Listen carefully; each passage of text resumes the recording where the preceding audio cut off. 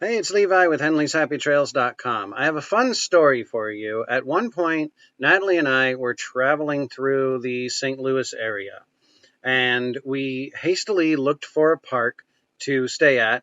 Didn't pay attention to any pictures, reviews, anything like that, and nobody answered the phone when we called. So we pulled in, and the park looked awful. There was trash everywhere. There were several dogs just tied up and left unattended, and nobody came out to see us. It was one of those parks that gave you a really odd feeling, and we decided that we did not want to stay there. Unfortunately, there wasn't a way to turn around, so we ended up being there much longer than we wanted to because we had to pull the car off of the motorhome, put it back on, turn it around. Meanwhile, like we could see curtains kind of moving and people staring at us, wondering what we were doing, and we were just trying to get out of there. So we learned our lesson, and we try to do our homework before we get to an RV park. Find out what's around it, what exactly the RV park looks like, and so on. But how do you find out what an RV park looks like, or particularly what the sites look like when you're thousands of miles away? Fortunately, there's a lot of tools that help you do that. And a lot of people talk about the tools that allow you to find the RV park.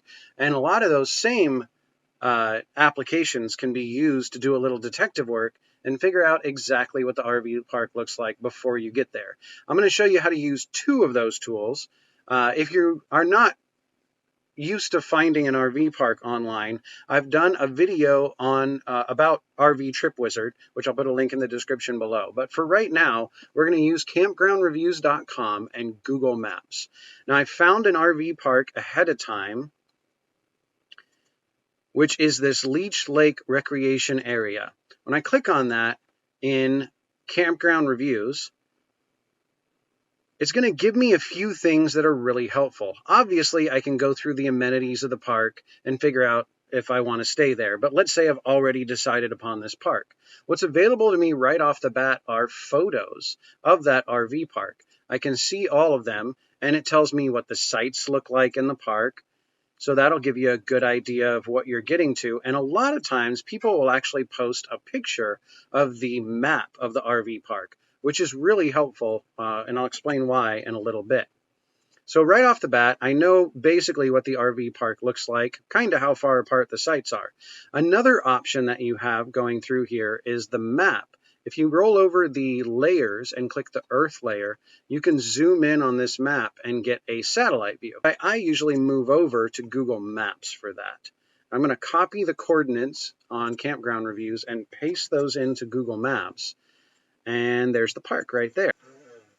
And right down here at the bottom, I have that satellite view. And so I can look at the park. Now, if I go right back over here to that picture of the park, I have the site numbers along with the satellite view in another tab. So I can use that to figure out possibly where I might want to stay. For example, let's say I want to stay as close to the water as possible.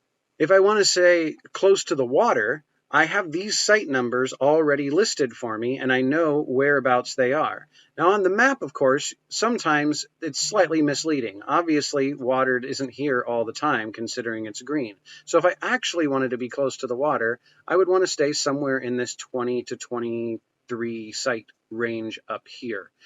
So I already know that I can call the park, get the site I want. I know what the park looks like just by using these two tools. Another awesome feature that Google Maps has, and you can access this using RV Trip Wizard, which I talk about in the video.